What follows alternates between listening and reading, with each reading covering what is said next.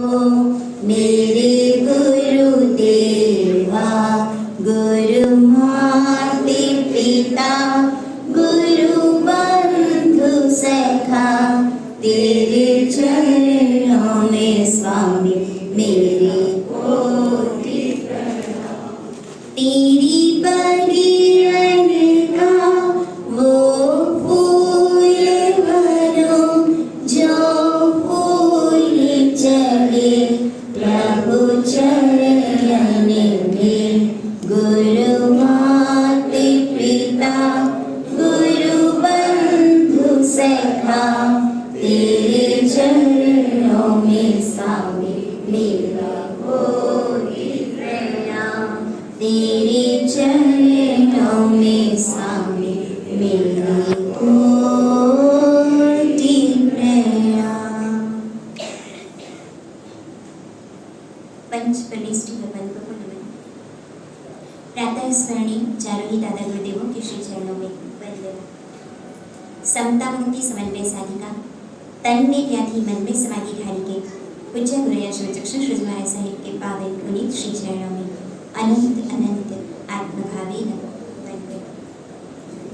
मम आत्मोद्धारिका अनंत अनंत उपकारिणी मम जीवन सर्वस्व पूज्य गुरुया श्री के पावन पुनीत श्री चरणों में अनंत अनंत आत्मभावेन वंदन।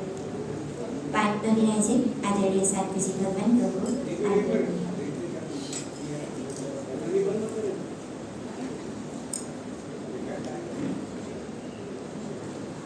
धर्मप्रेमी श्रावकों एवं श्राविका, कभी मदर्स डे मनाते हैं, कभी वैलेंटाइन डे और कभी टीचर्स डे। आज है संयम डे अर्थात संयम दिवस।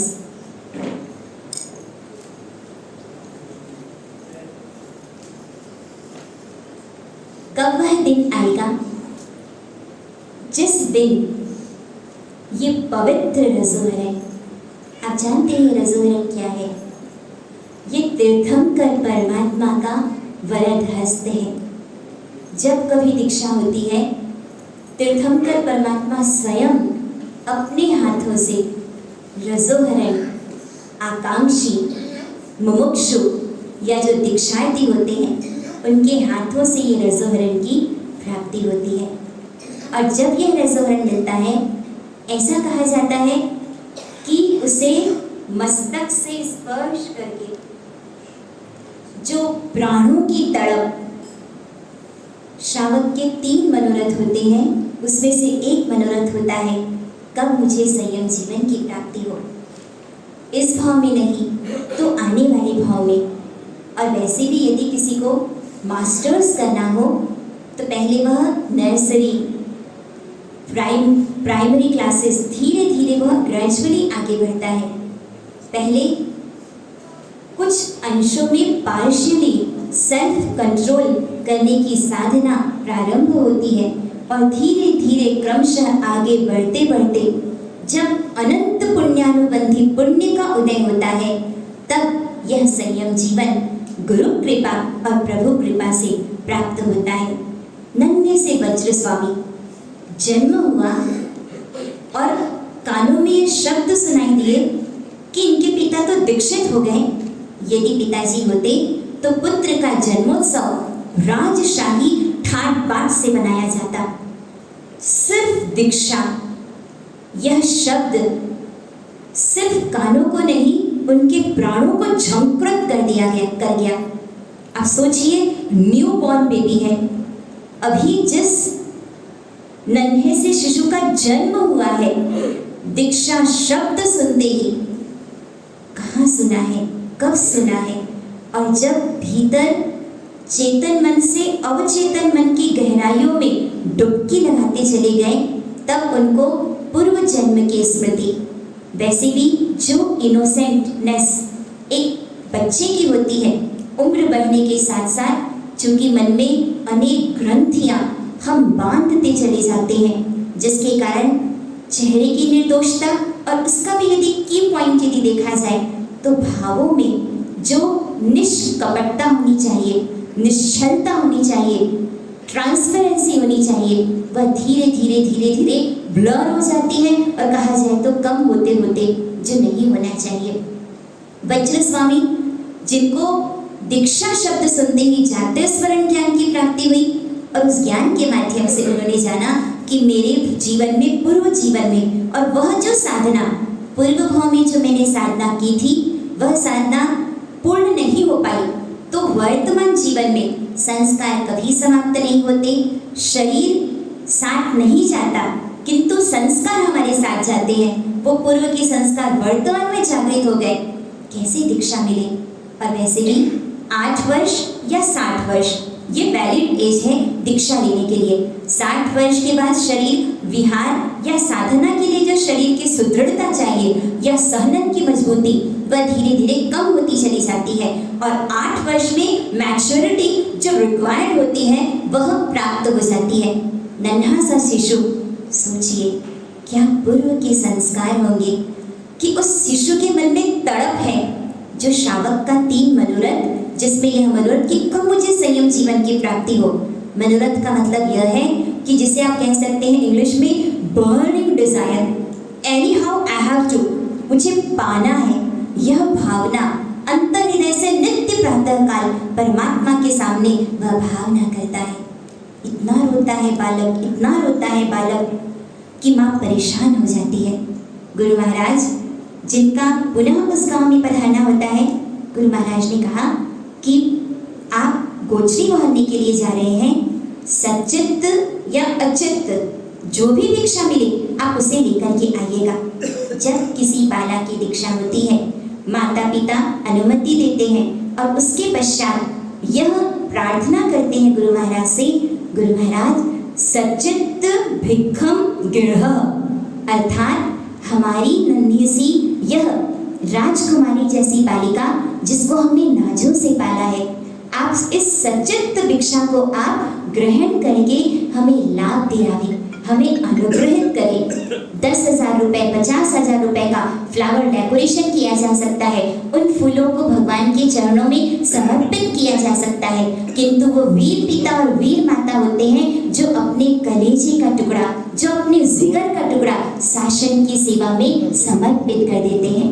गुरु महाराज ने कहा आज आपको सचित या अचित जो भी दीक्षा मिलेगी आप उसे लेकर के आ जाइएगा। जब अपने घर पर जाते हैं उस समय सुनंदा जो कि गृहस्थ आश्रम में उनकी धर्म पत्नी थी, उन्होंने कहा आपका यह पुत्र बहुत रोता है, बहुत रोता है, मैं तो परेशान हो गई हूँ, आप इसे लेकर चले जाइए। उस समय पिता जो कि मुनिश्री हैं उन्होंने कहा सोच लो, बहुत अच्छे से विचार कर लो, फिर बाद में मुकर मत जाना। इतनी ज्यादा वह परेशान, कुछ बच्चे ऐसे होते हैं कि दिन जगनिया रात सोनिया, जैसी मारवाड़ी भाषा में यह पंक्ति कही जाती है, दिन में तो जागते हैं, दिन में तो सोते हैं और रात में जागते हैं, दिन सोनिया रात जगनिया, जैसा बचपन में हमने सुना था। पूरी रात जागते हैं, किंतु फिर भी जो बच्चा पूरे समय कुछ महिलाओं की साक्षी में, कुछ श्रावकों की साक्षी में, वह नन्हा सा शिशु जो सिर्फ 6 माह का है, उसे झोली में जहाँ पात्रे होते हैं उस झोली में अपने ही सांसारिक अवस्था में जो पुत्र है उसे वहरा और लेकर के आते हैं, झोली ला करके गुरु महाराज को समर्पित किया जाता है। गुरु महाराज ने झोली उठाई तो झोली के भार का अनुभव हुआ, इसलिए उस पुत्र का नाम रखा गया वज्र, वज्र जैसा भार। और आगे जाके जो वज्र स्वामी बने, पुत्र का जब वियोग हो गया, विरह हो गया और उस विरह की व्यथा की वेदना जो माँ से सहन नहीं हो पा रही थी, माँ पुनः पहुंच जाती है कि मुझे मेरा बेटा चाहिए। अब कैसे मिल सकता था, शर्त तय की गई थी। तब फिर मामला राजसभा में पहुंच जाता है, राजा के सामने। अब राजा न्याय कैसे दे, तो उस समय यह किया गया कि आज जिन्होंने लाभ लिया है, ममता जी आगे आ जाइए, राजकुमार जी ओढ़ी को लाकर आप यहाँ विराजमान करेंगे। जिन्होंने यह निर्णय दिया गया कि एक तरफ तो जितने खिलौने, जितनी आकर्षक वस्तुएं, जितनी भोग उपभोग की सामग्रियां, एक तरफ वह सब कुछ ढेर लगा दी गई और दूसरी तरफ क्या था, ये रजोहर है। यह दीक्षा की ओढ़ी कहलाती है। इसे यहाँ पर विराजमान कीजिए। जब कभी किसी की दीक्षा होती है तो दीक्षार्थी की माता या दीक्षार्थी के परिवारजन इस ओढ़ी को पहले मस्तक पे धारण कीजिए। मस्तक पे धारण, देखिए उधर से मस्तक पे धारण करते हैं और आगे या तो दीक्षार्थी के भाई या फिर दीक्षार्थी यदि सांसारिक जीवन में प्रवेश कर जाती हैं तो ऐसी स्थिति में ममता जी और सुनील जी 2 मिनट के लिए, कविता जी और सुनील जी यदि उपस्थित हो तो आगे आ जाइए। हाँ, रुचि जी और दुष्यंत जी। रुचि जी की तीव्र भावना थी कि मुझे भी यह लाभ मिले। दुष्यंत जी भी उपस्थित हैं जहाँ तक, तो आगे आ जाइए। सिर्फ 2 मिनट के लिए है दुष्यंत जी उपस्थित। दुष्यंत जी का बेटा है, आगे आ जाइए। दुष्यंत जी को तो फिर लाभ मिल जाता है। दुष्यंत जी के सुपुत्र। तलवार कहाँ है? सुनील जी और राजकुमार जी तलवार ले लीजिए। ये आप मत सोचिए कि कविता जी की दीक्षा हो रही है, ऐसा कुछ भी नहीं है। बिल्कुल भी ऐसा घबराहट मत कीजिए। ये सिर्फ एक भावोल्लास है कि भविष्य में कभी ऐसी भावना हो तो जो दीक्षार्थी के भाई होते हैं या फिर कोई सांसारिक जीवन में प्रवेश कर जाए तो उनके जीवन साथी वे तलवार लेकर के सामने खड़े होते हैं और जो दीक्षार्थी बहना तो ओढ़ी नहीं लेती हैं, उनकी भाभी या फिर उनकी माता, और वह जिसमें दीक्षा के सारे उपकरण सुसज्जित होते हैं। दीक्षा के मार्ग में प्रस्थित बाला, जिनके लिए यह सब कुछ परिवार की तरफ से, हमारा कुछ नहीं होता, परिवार वाले ही सारे वस्त्र रजोवरण वो सब परिवार वाले बहराते हैं। जब दीक्षार्थी रंगीन वस्त्रों में, जिस तरह से आपका बेस, जैसे किसी की शादी होती है, विवाह होता है, विवाह का संस्कार होता है, तो दुल्हन की तरह वह दीक्षार्थी जो कि सुसज्जित होती है, किंतु एक क्षण में ऐसा होता है कि जब रजोवरण मिलता है और उसके पश्चात जब वह सारा वस्त्र क्या हो जाता है, उतर जाता है और पुनः सफेद वस्त्रों में वह खचाखच भरी सभा, जिसमें वह दीक्षार्थी श्वेत वस्त्र, मुंडित मस्तक, केवल कुछ बाल शेष होते हैं जिसे चोटी कहा जाता है। गुरु महाराज राख के माध्यम से उन केशों का लुंचन करते हैं। केश के लुंचन से तात्पर्य है क्लेश का लुंचन, अर्थात मन में किसी प्रकार से कहीं भी संसार का कोई क्लेश या संक्लेश के परिणाम नहीं होते हैं। राख के माध्यम से केशों का लुंचन किया जाता है और वासक क्षेप, वास अर्थात सुगंध, क्षेप अर्थात पढ़ना, शिष्य के मस्तक पर यह कहा जाता है, मस्तक जहाँ मध्य में आज्ञा चक्र होता है जो कि हमारा साधना का केंद्र बिंदु होता है, और जब गुरु महाराज का हाथ वासक क्षेप के माध्यम से या फिर केशों के लुंचन के माध्यम से जब मस्तक पर पड़ता है तो शिष्य के लिए शायद वही मोक्ष भी कहा जाए तो कोई अतिशयोक्ति नहीं है। और उस समय जब यह संयम वेश की प्राप्ति होती है, उसके पूर्व अब ये वीरती धरिनो वेश प्यारो प्यारो लागे रे, वीरती धरिनो वेश प्यारो प्यारो, इसकी मूली खोल दीजिए आप। संसारी नो संग खारो खारो लागे रे, संसारी नो संग खारो खारो लागे रे, वीरती धरिनो वेश प्यारो प्यारो लागे रे, वीरती धरिनो वेश प्यारो प्यारो लागे रे, रजोहरण में लववाने हवे मन मायो लो भायो। पूर्वा जी आइए। रजोहरण में लववाने हवे मन मायो लो भायो, गुरुकुली माँ सिवाने काजे दिल मारो लग जायो, महावीर तारो मार्ग कामर गारो लागे छे, કામય ગારો લાગે છે. સંસારીનો સંગ ખારો ખારો લાગે છે. વિરતીધરનો વેશ પ્યારો પ્યારો લાગે છે. વિરતીધરનો વેશ प्यारो प्यारो लागे छे. यह वही संयम वेश है.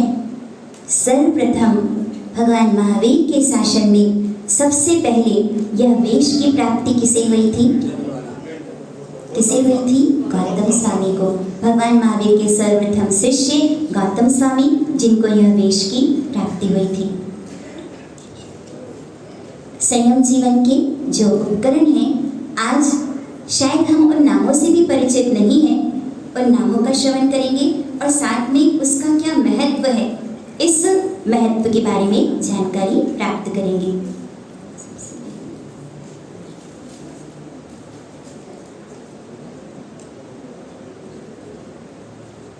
सबसे पहले लाल सफेद क्या चुनाव होगा? कौन से रंग का? मैं सब कहीं मन नहीं करता. मेरा तो फेवरेट वायलेट कलर है. केशरिया साड़ी, लाल रंग. कभी मन ललचा सकता है क्या? बहुत सुंदर पंक्तियाँ. दीक्षा से पहले शायद बहुत बार परमात्मा की स्तुति के रूप में इन पंक्तियों को गाने का सौभाग्य मिला था. वैराग्यना रंगो सजी क्या रे प्रभु संजमी श्री सद्गुरु नाचरेमा स्वाध्यायनु गुंजनी करो भवि जीवने दे देशिना धर्मेनु सिंचनी करो करे मोथकी हलिगावनी निर्लिपित मोती. परमात्मा से ये प्रार्थना. वैराग्यना रंगो सजी क्यारे प्रभु संजम ग्रहो. अर्थात जहाँ रंग राग रंग यह सब कुछ वैराग्य में बदल जाता है. आप सोचिए, सिर्फ एक गुरु महाराज का इतना प्रबलतम आकर्षण होता है, ऐसा वह अट्रैक्शन पावर होता है कि संसार का कोई राग खींच नहीं सकता. आज यह कहा जाए तो आगरा स्टेशन का भी पुण्योदय है. सांसारिक माता जी पूज्य जैना श्रीजी महाराज साहेब, जिन्होंने जन्म से धर्म के संस्कार दिए, यह तो सत्य है. जैसे इनबिल्ट कर दिया जाता है उस तरीके से. किंतु मुझे गौरव के साथ यह कहते हुए आनंद का अनुभव हो रहा है, रायपुर से डिम्पल जी जो सांसारिक भाभी जी हैं, जिन्होंने सिर्फ भाभी का नहीं एक माँ का भी रोल अदा किया. यह सांसारिक वेश जो उतरा, संयम का वेश प्रदान किया जाता है. कविता जी यदि आगे आ सकते हैं तो आगे आ जाइए. अब दीक्षा जो भी शिविरार्थी हैं, सबसे पहला जो उपकरण है वह है संयम का वेश. पहले संयम का वेश, उसका वर्णन किया जाता है, जिसमें आप देखते हैं जब सात्विक जी भगवान मुनि भगवंत होते हैं तो उनके लिए चोल पट्टा होता है.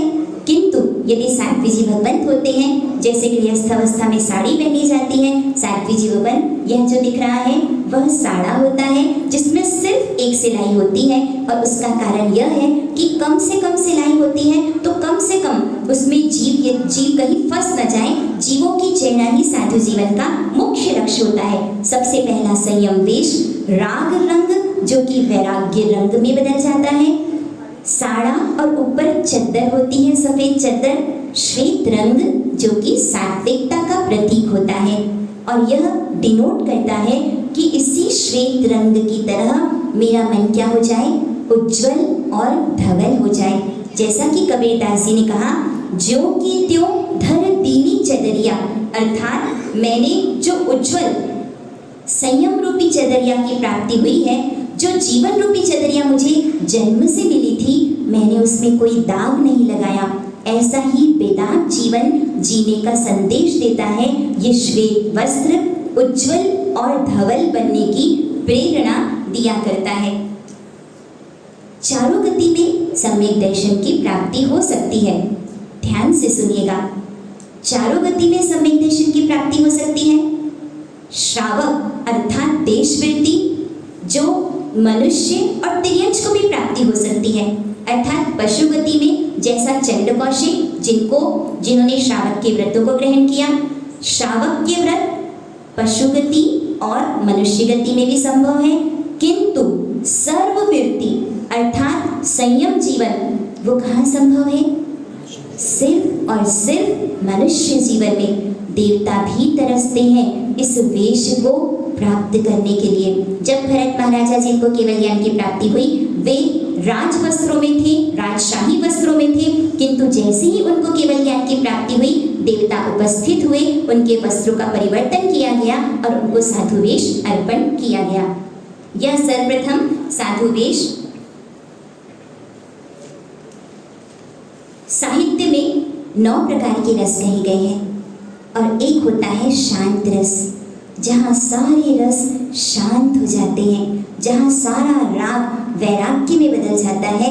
यही वास्तव में संयम जीवन होता है। गुण सागर जब झरोखे में मुनि भगवंत को देखा, तो मुनि भगवंत को देखते ही उन्हें लगा बार बार जब किसी के संपर्क में आते हैं तो वह आकृति हमारे जहन में बस जाती है। कहाँ देखा है, कब देखा है। इसीलिए कहा जाता है कि जब जो भी श्रावक होते हैं, घर में जो भी आपका शोरूम होता है, उसमें क्या होना चाहिए, क्या डिस्प्ले होना चाहिए? हमारी स्वयं की फोटोग्राफ्स होनी चाहिए या फिर गौतम स्वामी हमारे गुरुदेव उनकी तस्वीर होनी चाहिए? किसके दर्शन किए जाने चाहिए? बोन चाइना के कपलेट्स होने चाहिए या फिर संयम जीवन के उपकरण होने चाहिए? क्या होना चाहिए? प्राचीन जितने भी समझदार श्रावक हुआ करते थे, उनके घर में शोकेस में पात्रे आदि सारे उपकरण होते थे। कभी यदि किसी साधु साध्वियों का कोई उपकरण किसी कारण से भंग हो जाए, भग्न हो जाए, उनको कोई आवश्यकता हो, तो वे स्वयं तो कुछ कर नहीं सकते। उस समय श्रावक यह कहते हैं कि आप हमें प्रतिलाभित कीजिए, आप हमें यह लाभ दीजिए। साधु जीवन के संयम के 14 उपकरण जो कि शोकेस में सजा कर रखा जाता है, नित्य दर्शन किया जाता है कि भगवान यह संयम जीवन हमें भी प्राप्ति हो। दूसरा उपकरण रसोहरण, विराजमान करके सुना, यह है कमली।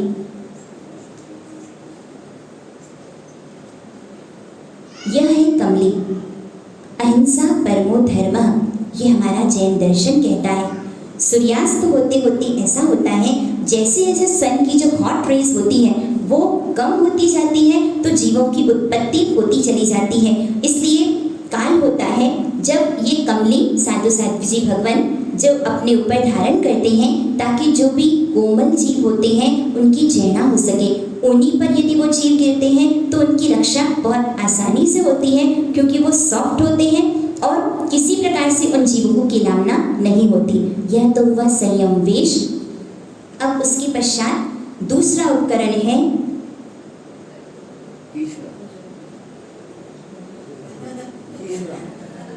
दे सकते हैं क्या सुनील जी? अभी सिर्फ कुछ भी सत्यता नहीं है, भविष्य के भाव। यह रसोहरण है कि ऐसा उपकरण जो चित्त का शोधन करे, जो मुक्ति मार्ग को वरे, अठ कर्म रूपी रज हरे। पहचान होती राज की जब मुकुट को सिर पर धरे, इसी भांति होती साधु की पहचान गुण मोती चरे।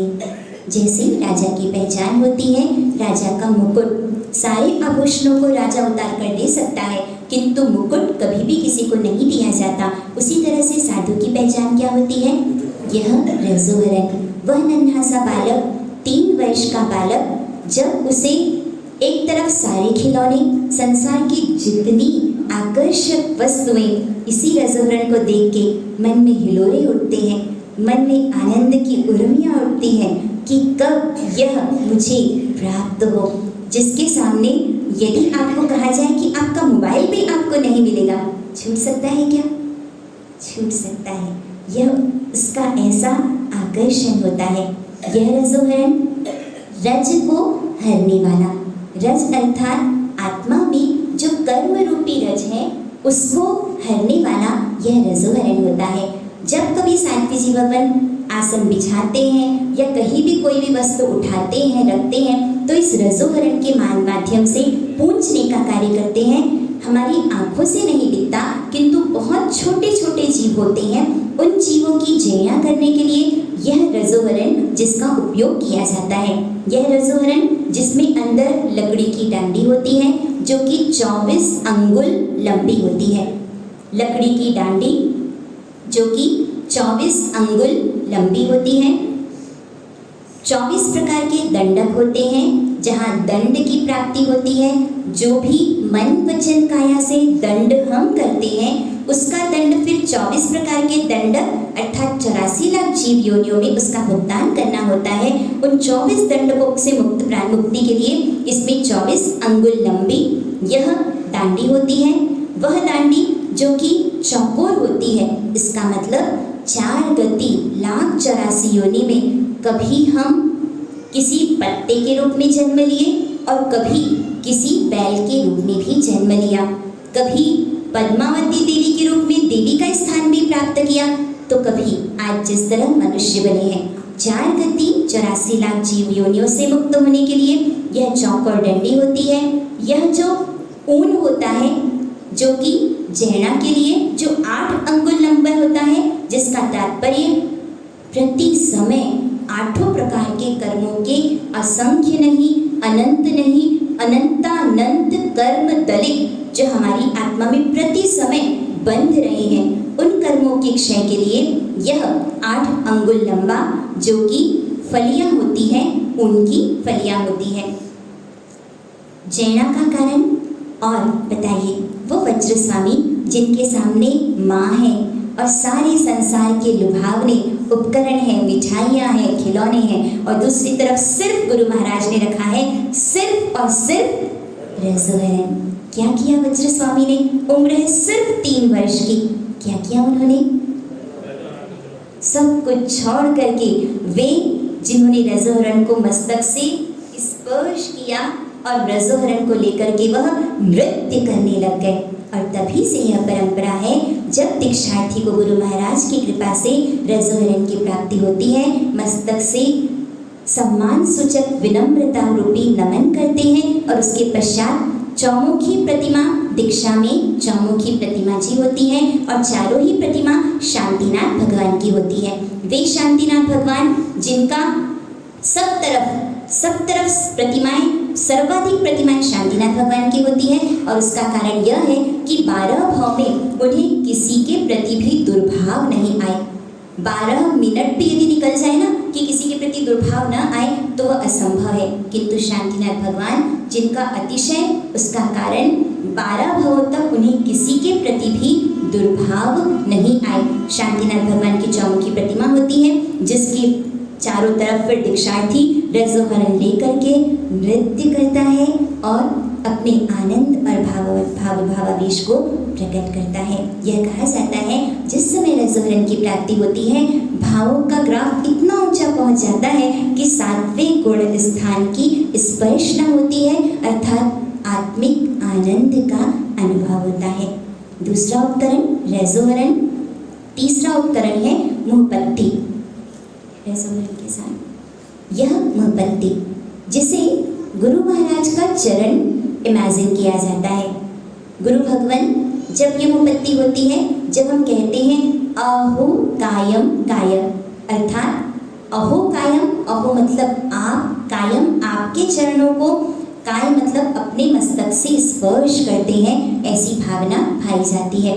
यह मुपत्ति जिसका 2.5 फोल्ड किया जाता है। आप देखिए मुपत्ति होती है, यह डबल फोल्ड हुआ और उसके बाद फिर एक फोल्ड यह हुआ, एक, ठीक है, फिर ये आधा और फिर ये दूसरा फोल्ड, मतलब 2.5 फोल्ड होता है। इसका मतलब जब हम कहते हैं नमो लोय सब्ब सावणम, इससे तात्पर्य यह है कि जितने भी साधु साध्वी कहाँ होते हैं तो सिर्फ 2.5 द्वीप में होते हैं, इसीलिए मुपत्ति का 2.5 फोल्ड किया जाता है।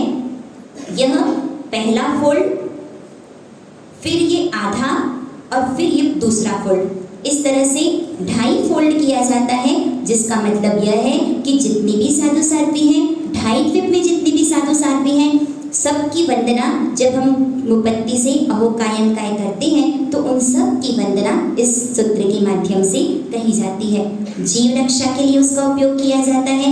मुंह के सामने रख करके फिर वचन बोले जाते हैं। मुझे याद भी है, आज भी याद है, दीक्षा महोत्सव में दीपक भाई बारडोली वाले, आगरा वाले जब जयपुर आए थे, उन्होंने कार्यक्रम भी देखा था दीपक भाई का। आपको यदि याद होगा तो उन्होंने यह कहा था, उनका दीक्षा महोत्सव में पधारना हुआ था एक साध्वी जी भगवान, जिनका यह नियम है, बहुत कठिन नियम आप कह सकते हैं, और यह नियम था उनका, अनावश्यक नहीं बोलना।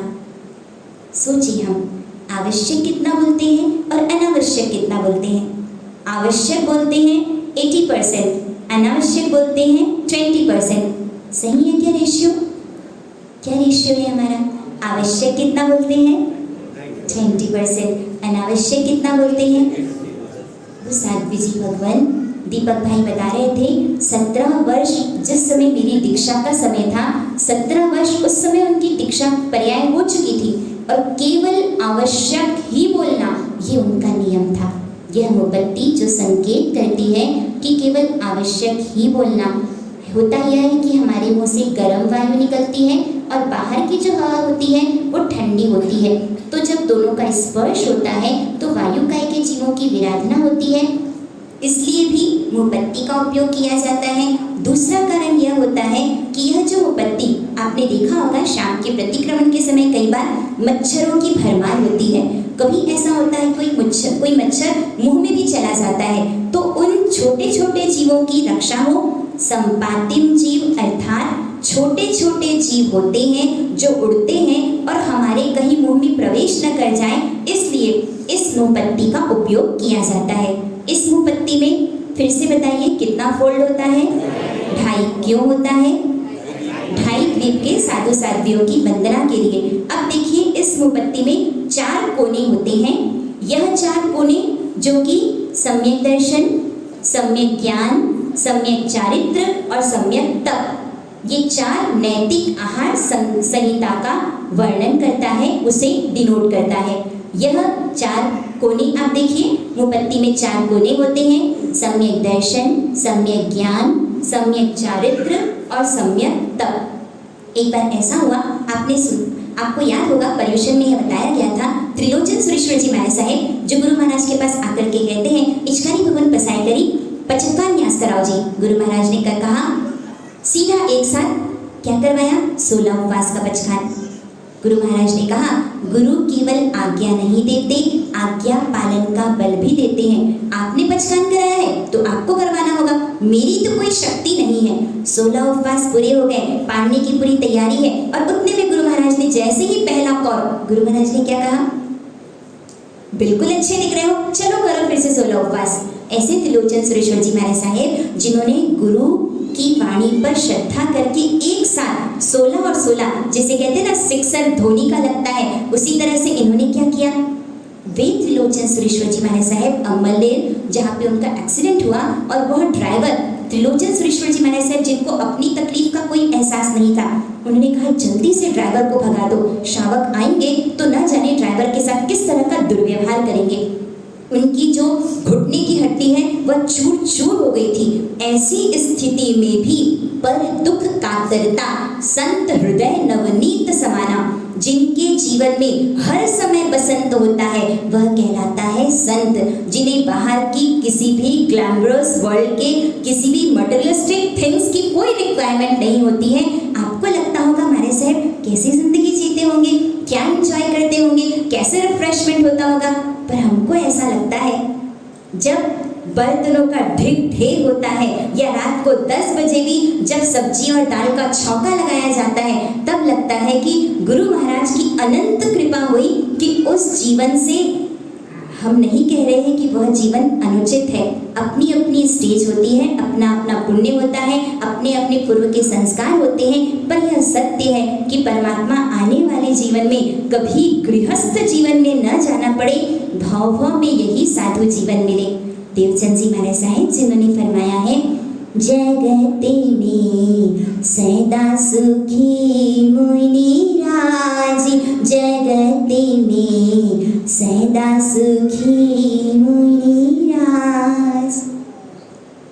मोबाइल हमारे पास नहीं है, हम आपको दुखी लग रहे हैं क्या? अच्छा, ऐसा है क्या कि नेचुरल प्रसन्नता नहीं है चेहरे पर, आर्टिफिशियली अपने आप को खुश दिखा रहे हैं, ऐसा हो सकता है क्या? ये बताइए, कभी आपने हमको दुखी देखा क्या? देखा क्या? मैंने शायद गोचरी नहीं मिलती होगी, या हो सकता है कि हमको तुरंत उतरा हुआ गरम गरम फुल्का चाहिए और आप तो जब तक पहुंचते ठंडा बेचारे कैसे जीते होंगे? बेचारे बापड़े हैं क्या ऐसे मैंने साहब? क्या बोलते हैं आप? महाराज साहिब अर्थात राजा के भी जो राजा, without money they are the richest person of the world. है ये सच? आप कह सकते हैं जिन्हें मोबाइल मिरेकल आज संसार के 8 आश्चर्य यदि हैं, तो बताइए 9वां आश्चर्य कौन सा है? न राम रहीम न आशाराम बापू, जहां 1 पैसा भी यदि साधु स्पर्श करे तो साधु का दाम क्या है? सिर्फ 2 कौड़ी का। और श्रावक के पास यदि पैसा नहीं हो तो श्रावक का दाम क्या है? 2 कौड़ी का। जैन साधु 1 पैसे को भी स्पर्श नहीं कर सकता है, यही जैन साधु की महत्ता है। आप जिन्हें कह सकते हैं लिविंग सरप्राइज। जब अजैन सुनते हैं तो उनको आश्चर्य होता है कि पंखे का स्पर्श नहीं करते, किसी बिजली के बटन को नहीं दबाते, कभी कच्चे पानी को नहीं छूते। यह सारी नियमावली जो भगवान महावीर स्वामी के समय से चली आ रही है और अंत समय तक, 5वें आर्य के अंत समय तक यह चलेगी। यह जो मोमबत्ती है, त्रिलोचन सुरेश्वर जी महाराज साहब जब उनका एक्सीडेंट हो गया, उनको चैत्यवंदन कराया जा रहा था और जो शिष्य थे उनके आगे मोमबत्ती नहीं थी। शारीरिक इतनी व्यथा होने के, पीड़ा होने के बावजूद भी उन्होंने शिष्य को संकेत किया, मोमबत्ती का उपयोग कीजिए। यह दूसरा उपकरण। तीसरा उपकरण है, कौन सा उपकरण था यह? तीसरा। अब चौथा उपकरण है आसन।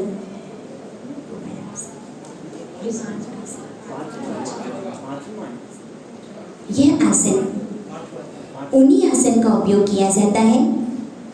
जमीन में छोटे छोटे जीव होते हैं, उनकी रक्षा करने के लिए। ऐसे कहा जाए तो आसन मोक्ष प्राप्ति के सिंहासन का सूचक होता है। एक परिमित क्षेत्र में ही आपको बैठना होता है। बाह्य तप में जो आपको बताया गया था कि सिद्ध शिला, बाह्य तप में आपको बताया गया था काय क्लेश तप होता है, अर्थात काया को कष्ट देना। तो जब हम आसन पर बैठते हैं तो एक सीमित क्षेत्र पर ही बैठना होता है, इधर उधर गमनागमन नहीं करते। आसन जो कि काय क्लेश तप का भी परिचायक है और ऐसे आसन सिद्ध शिला का भी परिचायक है। सिद्ध शिला जो कि 45 लाख योजन में 45 लाख योजन की होती है, लंबाई और चौड़ाई समान होती है।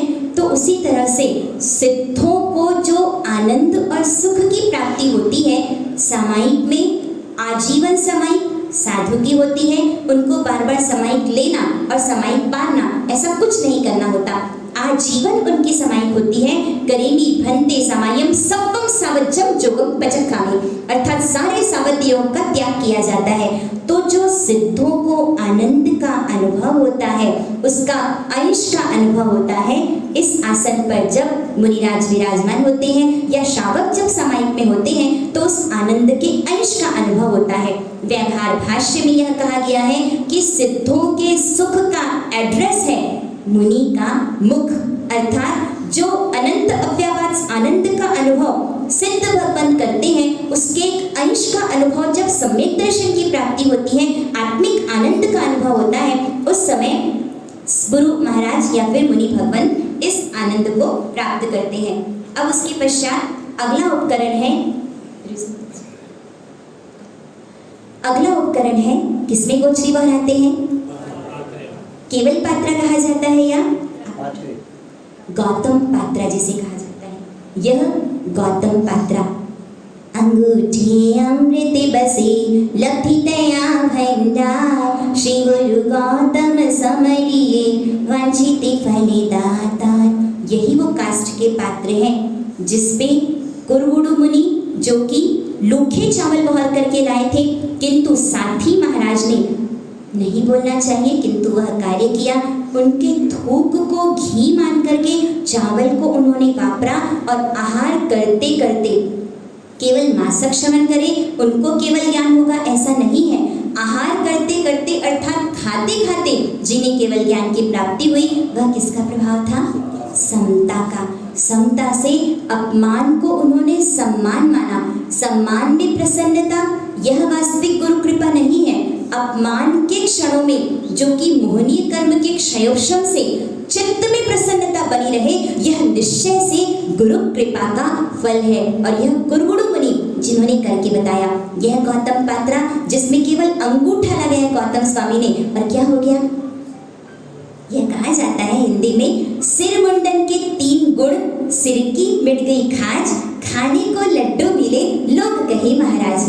महाराज सिर्फ 1 नहीं 3 लड्डू लीजिए, अरे भैया हम लड़ेंगे थोड़ी। अर्थात कहने का आशय ये गौतम पात्रा ऐसा है कि दीक्षा लिए 17 वर्ष पूर्ण हो गए, पर कभी ऐसा नहीं लगा कि किसी प्रकार से श्रावकों की भक्ति में कहीं कोई कमी है। जैन अजैन विहार में सब तरफ जिन शासन की जो जाहुजलाली है इस वेश के माध्यम से। यह जो गौतम पात्रा होता है, याचना परिश्रम, किसी से मांगना वास्तव में कष्टदायी होता है, किंतु महावीर स्वामी ने हमें स्ट्रिक्टली ऑर्डर दिया है कि याचना इसलिए की जाती है कि हमारी संयम की पूर्ति हो, इच्छा की पूर्ति नहीं हो।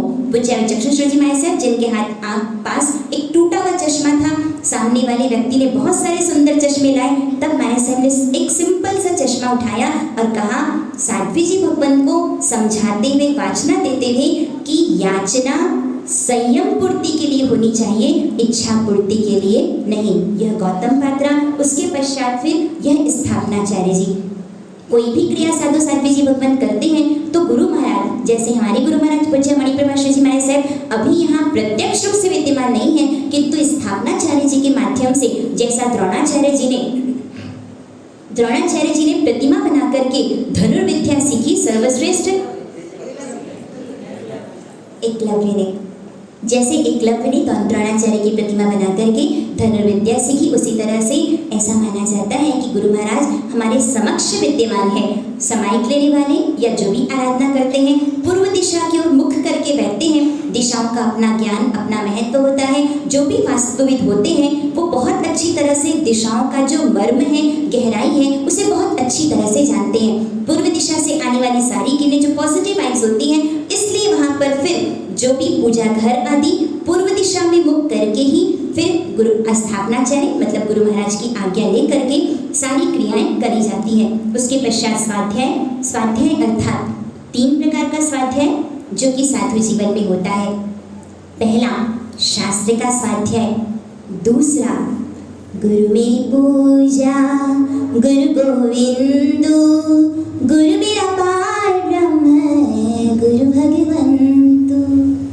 पहला स्वाध्याय शास्त्रों का किया जाता है, किंतु शास्त्र स्वाध्याय से भी ज़्यादा आवश्यक होता है गुरु ग्रंथ साहिब, अर्थात गुरु महाराज को बोलना भी ना पड़े। इंगियागार संपन्ने, जैसा उत्तराध्ययन सूत्र में कहा गया है, उनके चेहरे की आकृति को देख करके शिष्य समझ जाता है कि गुरु महाराज क्या चाहते हैं और उसके अनुसार फिर वह क्रियाकलाप करता है। यह दूसरा स्वाध्याय जिसमें गुरु ग्रंथ साहिब का स्वाध्याय, और तीसरा स्व का अध्ययन, स्वयं को रीड करना, सेल्फ रीडिंग, कहाँ हम गलत हैं, कहाँ हम सही हैं, और वापस अपने आप को ठीक करना। युग ऐसा बना, पागल खाना आगरा किसके लिए प्रसिद्ध था कि है? पागल खाना। एक पागल खाना जिसमें एक पागल तो पागल होते हैं जिन्होंने फिनाइल की पूरी बोतल पी ली, पर योग ऐसा बना उस बोतल को पीने से दस्त हुई और दस्त से सारे जहरीले कीटाणु बाहर निकल गए और वो पागल स्वस्थ हो गया और जाकर के कहने लगा मुझे छोड़ दीजिए, मैं पागल नहीं हूँ, मैं स्वस्थ हूँ। तो वहाँ जो व्यक्ति था उसने कहा सभी पागल ऐसा कहते हैं कि मैं स्वस्थ हूँ, पर कोई मानने को तैयार नहीं। अब जितनी मुद्दत है पागल खाने में उसको रहना है, कैसे रहेगा वो पागलों के बीच? बस इसी तरह से एक बार यदि संन्यास का महत्व समझ में आ जाता है तब संसार में रहना पड़ता है, किंतु संसार में रमते नहीं हैं, फिर जल कमलवत फिर वो संसार में जीवन जीते हैं। अब उसके पश्चात है नवकार वाली। आपने देखा होगा माला जो होती है वह गोल होती है। यह गोल माला जो कि आपको पहले भी कहा गया था, फिर से बताइए संसार को किसने बनाया?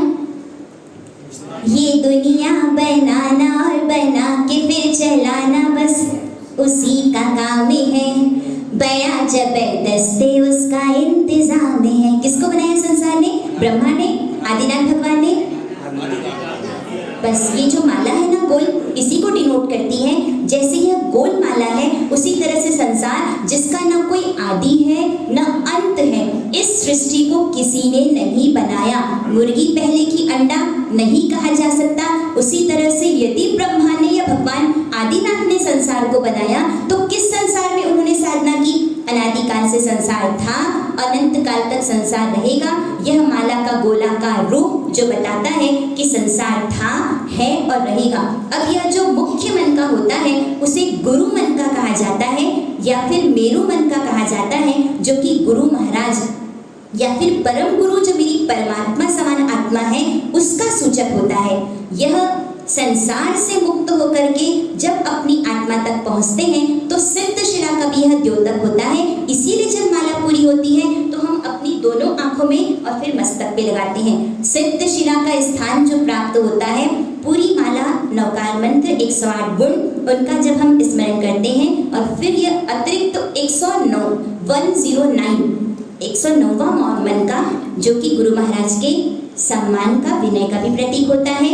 इस संसार से हटकर मुझे सिद्ध शिला को प्राप्त करना है। आप देखिए यह जो धागा होता है यह दिखता नहीं। जब हम माला फेरते हैं, माला जो एक्यूप्रेशर वाले होते हैं वह यह कहा करते हैं जब हमारी दोनों उंगलियों का स्पर्श होता है तो एनर्जी प्रोड्यूस होती है और दिव्यता का हमें अनुभव होता है, ऊर्जा के संचरण का हमें एहसास होता है। यह धागा जिसमें ये मोती पिरोए हुए हैं, धागा दिखता नहीं, किंतु जब हम माला फेरते हैं तब धागा दिखता है। यह जो आधार है हमारी आत्मा।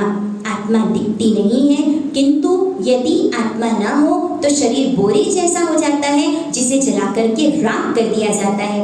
यह भीतर का धागा वही आधार है इन मनकों का। तो उसी तरह से हमारी वाणी या हमारा शरीर, उसका आधार क्या है? आत्मा। आत्मा के निकट जाते हैं शरीर और वाणी से परे होकर के, तब फिर यह सिद्ध शिला रूपी गुरु मन का या मेरु मन का जिसकी हमें प्राप्ति होती है। उसके पश्चात फिर उपकरण है धर्म दंड। धर्म दंड, यह धर्म दंड होता है। आप कहेंगे कि यह दंड उल्टा है। यह दंड का उपयोग क्यों? देवचंद जी महाराज हैं जिन्होंने अपनी सच्चाई में कहा है कि यदि कभी आज इस तरह से जो भी पाथवेज आदि का निर्माण हो रहा है, किंतु पहले इस तरह से इतनी रोड्स नहीं हुआ करती थी, कभी कोई बहुत आवश्यक कारण हो, शासन का कोई कार्य हो या राज्यसभा में उपस्थित होना हो और समय कम हो, तब आवश्यक अति आवश्यक कारण उपस्थित होने पर मुनि भगवान जो कि नदी भी पार किया करते थे। इस दंड के माध्यम से यदि पानी जंघा तक आ जाए तो वह कहा जाता था कि लेप, और उसके नीचे हो तो अलेप, अर्थात उस पानी के प्रमाण को चेक करने के लिए भी दंड का उपयोग किया जाता है। दूसरा कारण यह होता है कि जब आहार लेने के लिए जाते हैं तो यह एक आलंबन या सहारा बनता है। तीसरा कारण यह होता है इस दंडे को यदि कोई वृद्ध मुनिराज होते हैं तो उसके सहारे से भी वो विहार कर पाते हैं। यह धर्म दंड कहलाता है। जब आपके घर सात्विक जीवन आहार लेने के लिए आते हैं तो क्या कहते हैं? धर्म लाभ, अर्थात आप जो आहार आहार देंगे उसका अंश आपको प्राप्त होगा, क्योंकि बिना आहार के शरीर चल नहीं सकता। यह धर्म दंड होता है। उसके पश्चात होता है दंडासन।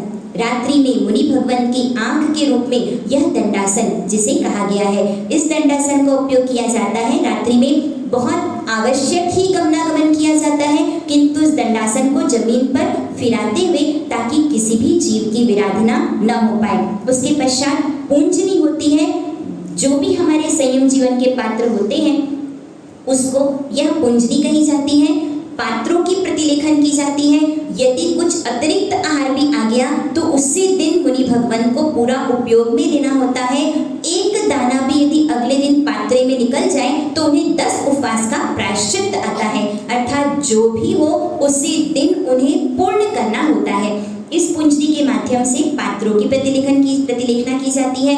कोई भी सूक्ष्म से सूक्ष्म जीव, सर्व जीव स्नेह परिणाम सर्ववृत्ति है, अर्थात सभी जीवों के साथ जिसे आप कह सकते हैं रिलेशन ऑफ लव, प्रेम का संबंध, यह सर्ववृत्ति का परिणाम होता है। और उसके पश्चात होता है संथारा, जिसे संस्कारक, जैसे कि शावक का भी एक मनोरथ होता है कि कब वह समय आए, ऐसा हो जब कहें कि डॉक्टर्स अब कुछ ही समय शेष है, ऐसी भीतर से भावना हो कि परिवार के किसी भी सदस्य के साथ मेरा मोह का संबंध न हो, गुरु महाराज निकट हो जैसी भावना पाई जाती है, ऐसी दशा हो भगवान गुरुराज भी निकट हो। पारिवारिक संबंध मोह का प्रतीक होता है। यदि आपसे कहा जाए ना कि अपनी धर्म पत्नी को दीक्षा की आज्ञा दे दो, दे सकते हैं क्या? नहीं दे सकते। बहुत कठिन है मोह के संबंधों को तोड़ना। और वह जब अंतिम समय होता है, ऑन द डेथ बेड होते हैं, उस समय जो मोह का तीव्रता का संपूर्ण जीवन का संबंध या संस्कार होता है, बार बार खरा खरा के आपको यह कहा जाता है अंतिम समय किसी प्रकार का राग का संबंध नहीं होना चाहिए। सिर्फ अरिहंते शरणम पवच्चामि, सद्गुरु शरणम पवच्चामि, जिसे हम कहते हैं साहू शरणम पवच्चामि।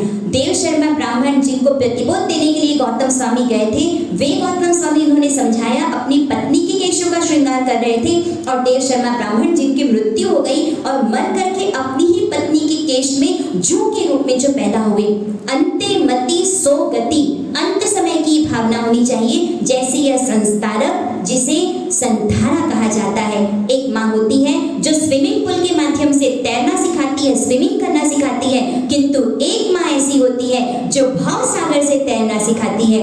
एक माँ ऐसी होती है जो सीए या फिर IITian बनाती है, किंतु एक माँ ऐसी होती है जो चारित्र आत्मा, जो सीए का सही अर्थ है 45 आगम का ज्ञान प्रदान करती है। यह संथारा जो हम जिसमें रात्रि में इसे बिछाया जाता है, गद्दे का उपयोग कर सकते हैं क्या हमारे साहेब? कर सकते हैं क्या? नहीं कर सकते।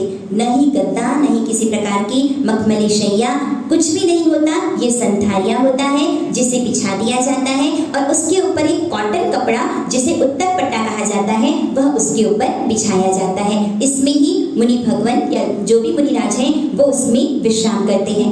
आपको सुनकर के आश्चर्य होगा, 100 करोड़ की जिनकी प्रॉपर्टी, सिर्फ महीने में नहीं पर डे जिनकी लाखों की इनकम, ऐसा एक कपल सुना है ना, ऐसा एक कपल सिर्फ अपनी 3 साल की बेटी को छोड़ करके जिन्होंने दीक्षा को स्वीकार किया, पति जो कि लंदन रिटर्न था, लंदन से जिन्होंने अपनी डिग्री को हासिल किया, किंतु देखिए जिन शासन की महती अद्भुत प्रभावना का यह प्रसंग था। शालिभद्र मुनि जी मुंबई में जिनकी दीक्षा हुई, करोड़ों का व्यापार छोड़ करके खीमसरा जी जिन्होंने दीक्षा दी, डायमंड किंग जो कहलाते थे, किंतु दीक्षा जहां रत्न त्रय दर्शन समय ज्ञान और समय चारित्र की प्राप्ति होती है, कितना भी सुख भोग लीजिए, आप बताइए तृप्त हो गए क्या? सुख है ही नहीं बाहर में। इस मुपत्ति को मरोड़ भी दिया जाए ना तो इसमें कोई फीलिंग नहीं है। सुख तो आत्मा में ही है, भीतर जाने से ही सुख की प्राप्ति होती है। यह संथारा एक सूचक जिसमें रात्रि में साध्वी जी भगवान मुनि भगवान विश्राम करते हैं, और एक हमारी भावना होती है कि अंतिम समय तो हमारा समाधि मरण हो, अर्थात अरिहंते शरणम पवज्जामि, अरिहंत सिद्ध साहु पार के लगाऊं, मैं ध्यान धरूं तेरा, तू कर्म काज मेरा। इस तरह से साधु जीवन के उपकरण। और जहाँ तक मंदिर जप के उपकरण है, शॉर्ट में आपको बता दिया जाता है। गायत्री जी जिन्होंने लाभ लिया है, ये मंदिर जी के सारे उपकरण इधर ला के दे दीजिए एकदम शॉर्ट में, 2-5 मिनट में आपको ये पूरा। आज समय थोड़ा सा लेट हो गया। सबसे पहले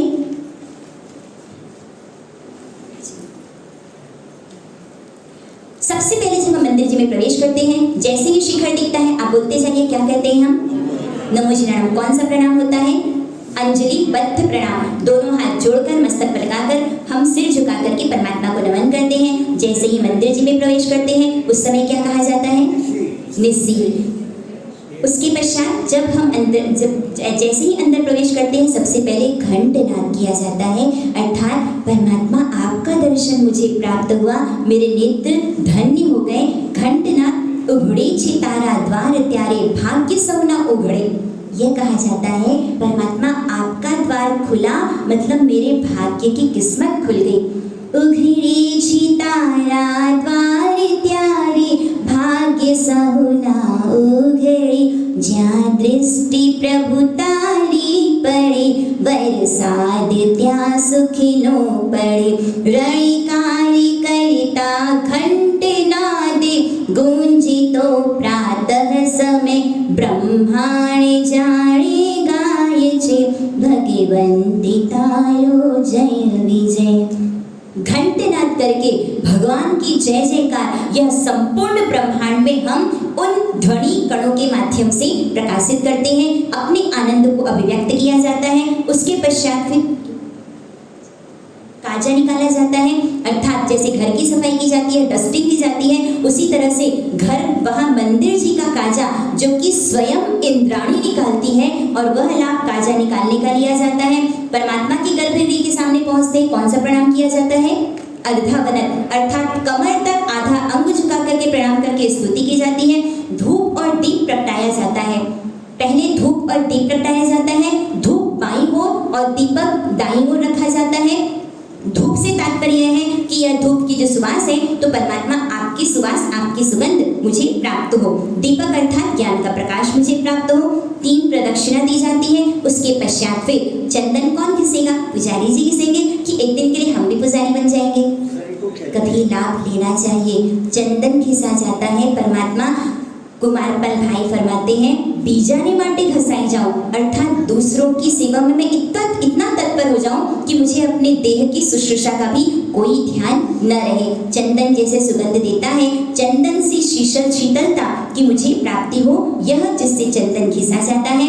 उसके पश्चात फिर परमात्मा के सामने स्तुति करते हैं, और उसके पश्चात हम परमात्मा के सम्मुख हाथ, यदि बाहर से पैदल आते हैं तो पैरों का भी प्रक्षालन किया जाता है, हाथ धोया जाता है। और प्रतिमा जी में पहले दिन जो भी फूल या जो भी वासक्षेप आज के दिन की, वह निर्माल्य कहा जाता है। उसे निर्माल्य यह शब्द आता है, उसे उतारा जाता है, थाली में लिया जाता है, और बगीचा या कहीं अच्छे स्थान पर फिर उसे उसकी चयना कर दी जाती है। उसके पश्चात मोर पिंची का उपयोग किया जाता है। मोर अपेक्षा से कहा जाता है कि ब्रह्मचारी होता है, इसलिए मोर की पिंची बहुत ही हल्के से, कभी भी प्रतिमा जी को ठपका नहीं लगना चाहिए। प्रतिमा जी कभी भी एक हाथ से नहीं उठाने चाहिए। इस मोर पिंची के माध्यम से जो भी वासक्षेप है, जो बचा हुआ है, वह पूरा उसे उतार लिया जाता है। और उसके पश्चात पहले वासक्षेप पूजा की जाती है। वास का मतलब होता है सुगंध, शेप अर्थात डालना। सुगंधित पदार्थ से परमात्मा की पूजा। परमात्मा आपके सद्गुणों की सुरभि, वह सुगंध मेरे जीवन में व्याप्त हो जाए। उसके पश्चात फिर कलश के माध्यम से परमात्मा का अभिषेक किया जाता है। परमात्मा के प्रतिमा जी से कलश का कभी भी टच नहीं होना चाहिए। अलग से प्रतिमा से परमात्मा इस जल के माध्यम से जो आपका अभिषेक कर रहे हैं, वास्तव में तो इससे मेरी आत्मा का प्रक्षालन हो रहा है। जल का अभिषेक करने के बाद अंगलूषना का उपयोग किया जाता है। 3 अंगलूषणे होते हैं, मुलायम मलमल के कपड़े के होते हैं, जिससे परमात्मा की देह, वास्तव में परमात्मा की पूजा के बहाने हम भगवान के और निकट आ जाते हैं। 8 पड़ का मुखपोश होता है, उस समय जब भगवान के निकट आते हैं एक अलग ही आनंद और रोमांच का अनुभव होता है कि भगवान आपसे हम इतने क्लोज हो गए। किंतु फिर भी ध्यान रखिए, पूरी तरह से पूरा भगवान से लिपट करके प्रणाम कभी नहीं किया जाता। हमारे शरीर का पसीना आदि कुछ भी भगवान को स्पर्श नहीं करना चाहिए। भगवान के पैर को पकड़ करके कभी भी नहीं उतरना चाहिए। हमको ऐसा लगे कि साक्षात भगवान है। आज पूरे भारतवर्ष में पालीताना संखेश्वर नाकोड़ा जी, जहाँ करोड़ों अरबों देव द्रव्य आता है, पर इसका मतलब यह नहीं कि सिर्फ एक प्रतिमा जी, साक्षात उन्हें भगवान माना जाता है। तभी लोग अपनी श्रद्धा से अपने भावों सुमन को अर्पित करने के लिए जो भी लक्ष्मी सुकृत में अर्पित करते हैं। जल का अभिषेक अंगलोचना किया जाता है। जो खसपूची है, बहुत अधिक जोर से कभी भी प्रतिमा जी को नहीं रगड़ना चाहिए। पहले पानी कपड़े में भिगो करके पूर्व की चंदन को भिगो दिया जाता है। वह चंदन गीली हो जाती है। फिर कहीं यदि फंस गया हो तो हल्का सा इससे रब करके वह सब कुछ बचा हुआ निकाल दिया जाता है। उसके पश्चात विलेपन किया जाता है, जो परासादी का उपयोग करते हैं। उसके पश्चात 9 अंग की पूजा, 9 अंग के दोहे हमने अच्छी तरह से उसके भावार्थ को जाना है। पुष्प पूजा, इस पुष्प सी कोमलता, इतना सॉफ्ट हार्टेड मैं बन पाऊँ। उसके पश्चात धूप और दीपक पूजा की जाती है। परमात्मा, यह धूप जैसे ऊपर जा रहा है, मैं भी ऊपर उठता चला जाऊँ। दीपक का जैसा प्रकाश है, मेरी आत्मा में ज्ञान का प्रकाश हो जाए। तत्पश्चात दर्पण दिखाया जाता है। दर्पण में जैसे अपने चेहरे को देखते हैं, भगवान के निर्विकार मुख को दिखा जाता है। परमात्मा, ऐसा ही निर्विकार मैं बन पाऊँ। यह दर्पण और यह पंखा चला जाता है। अर्थात परमात्मा, आपकी सेवा में मैं एक सेवक की तरह, दास और चाकर की तरह हूँ। दर्पण 2 शब्दों से मिलकर बना है, दर्प और न, अर्थात दर्प नहीं करना। परमात्मा, आपको देख करके लगता है आप किस हाइट पर हैं। परमात्मा की भक्ति, परमात्मा की पूजा जो एक यात्रा है। आई एम एवरीथिंग जब निकट आते हैं जिन वाणी की, तब लगता है ठीक है, सब कुछ तो नहीं पर कुछ तो है, अपना कुछ तो अस्तित्व है। I am something. पर और जब उसकी गहराई में चले जाते हैं, गुरु और समुद्र दोनों में गहराई होती है। समुद्र की गहराई में जाने पर डूब जाते हैं, किंतु गुरु की गहराई में जाने पर तर जाते हैं। उस गहराई में जाने पर एहसास होता है I am everything, I am something, या फिर आई एम नथिंग, मैं कुछ भी नहीं हूँ। यह दर्पण जो कहता है किसी का भी दर्प या अहंकार नहीं होना चाहिए। दर्पण के बाद फिर चंवर पूजा होती है। चमड़ी गाय होती है, उसके पूंछ के जो बाल होते हैं उससे यह चंवर बनाया जाता है। अब करके बताओ चंवर कैसे करते हैं। चंवर पूजा जो होती है नीचे से ऊपर जाता है, नीचे से ऊपर, पहले नीचे से ऊपर, उधर से नीचे से ऊपर, आपके राइट हैंड साइड से नीचे से इस तरह से ऊपर और फिर चंवर फेरा जाता है। इसका तात्पर्य यह है कि परमात्मा, मैं आपका दासानुदास हूँ। शाहदा गांव के पास प्रकाशा, जहाँ के एक शावक जो सब कुछ, अपना परिवार सब कुछ छोड़ करके मंदिर जी में झाड़ू निकालने का कार्य, भगवान जो तेरे दास हैं, मैं उनका दासानुदास बनूं, इन भावनाओं के साथ जैसे चंवर ऊपर उठता है, परमात्मा मैं भी क्रमशः ऊपर उठ पाऊँ। उसके पश्चात अक्षत पूजा। अक्षत पूजा से तात्पर्य यह है कि जैसे अक्षत बोने पर पुनः नहीं उगता, तो उसी तरह से मुझे अब किसी के गर्भ में नहीं जाना पड़े, मुझे भी अक्षय पद की प्राप्ति हो सके। फिर रत्नत्रय का आलेखन किया जाता है। सम्यक दर्शन, अर्थात मैं आत्मा हूँ। टू फील दाई सेल्फ, अपनी आत्मा की अनुभूति करना। सम्यक ज्ञान और सम्यक चारित्र। फिर सिद्ध शिला का आलेखन किया जाता है। नैवेद्य पूजा, अर्थात जो भी मिठाई चढ़ाई जाती है, यह माधुर्य मेरे हृदय में वास कर जाए। और उसके पश्चात फल पूजा, मोक्ष रूपी फल की मुझे प्राप्ति हो। भाव पूजा, आरती, तम सोमा ज्योतिर्गमय, अंधकार से मैं प्रकाश की ओर जा पाऊँ। परमात्मा, 5 दीपक होते हैं जो कि 5 ज्ञान का प्रतीक होते हैं। मंगल दीपक जो कि तुम घर मंगले खम घर मंगल, अर्थात पूरे सर्वत्र मंगल ही मंगल, यह आरती होती है जिसमें 5 दीपक होते हैं। अभी वर्तमान में जो 108 दीपक की परंपरा है, बहुत सोच समझ के इसका उपयोग करना चाहिए, कहीं किसी को ईजा ना हो, किसी को किसी प्रकार से कुछ अविवेक का कार्य ना हो।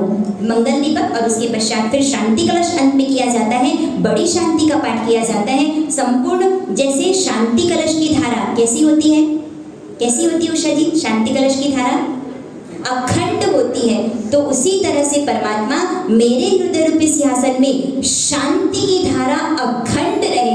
यदि कोई मेरा अपमान करे, यदि कोई व्यंग्य करे, तो शांति की धारा क्या हो रहे, कैसी रहे, अखंड रहे। जो सबसे बड़ा क्या है, चैलेंज है आपके लिए, हमारे लिए, सबके लिए है। प्रयास किया जाता है साधना को क्रमशः आगे बढ़ाने का। शांति कलश जिसकी धारा अखंड होती है, तो उसी तरह से मेरे मन में भी शांति की धारा अखंड बनी रहे। परमात्मा भगवान महावीर स्वामी संगम ने उठाकर पटक दिया। भगवान कभी हमको दुखी दिखाई दिए क्या, अशांत दिखाई दिए क्या? यह शांति कलश और उसके पश्चात फिर सर्वमंगल की भावना। इस तरह से मंदिर जी के उपकरण और साधु साथियों के उपकरण, जिनको हमने संक्षेप में समझा। आज थोड़ा सा समय ऊपर हुआ, उसका कारण, और वैसे भी आज क्या है, रविवार।